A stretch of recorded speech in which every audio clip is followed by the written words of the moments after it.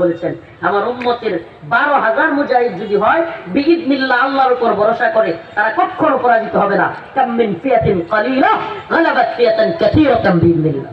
সুবহানাল্লাহ। এজন্য আমরা কাউকে পরোয়া করি না, কাউকে ভয় করি না, করি কাকে? আল্লাহ।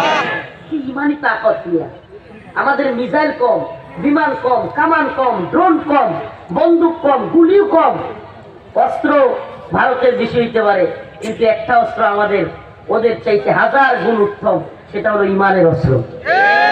কিসের অস্ত্র? যে অস্ত্র এই শিক্ষা দেয় যে পৃথিবীর কোন শক্তির কাছে মাথা নত করা যাবে না। ওরা তো বাসে হইলো খাওয়ানোর লেগিয়া, ওরা বাসে গিয়ে লেগিয়া খাওয়ানোর লেগিয়া, বুক করার লেগিয়া, আর আমরা বাইচা থাকি দিনের পক্ষে শহীদ হওয়ার জন্য।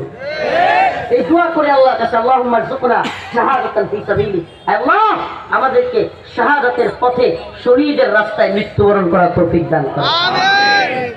সবাই বলেন আমিন। দোয়া করবেন আর তৈরি থাকবেন। না মুসলমান, বারবার বলে যাচ্ছি, কেন জানি সাইফুল ইসলাম আলী ভাইয়ের এই শাহাদাতের পরে খালি টাঙ্গাইলে প্রোগ্রাম বেশি করতেছে। তো আপনাদের কি তৈরি করি মুসলমান? গতকালকে ওইদিকে কিশোরগঞ্জেও তৈরি করে আসলাম। আমি তো যুবকদের বাহিনী চাই, যে এই বাহিনী বললেই দাঁড়াবে, বললেই বসবে, বললেই শহীদ হওয়ার জন্য একেবারে হিন্দুত্ববাদীদের ব্যারাকের ভিতরে ঢুকে যাবে, সবগুলো একসাথে উড়াই দিবে ইনশাআল্লাহ।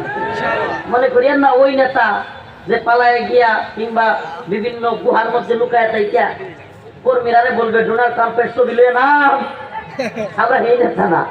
আমরা সামনে থাকবো ইনশাআল্লাহ, সামনে থাকবো, তৈরি করবো যুবকদেরকে। যদি ডাক আসে যুবকরা বোয়াপুরের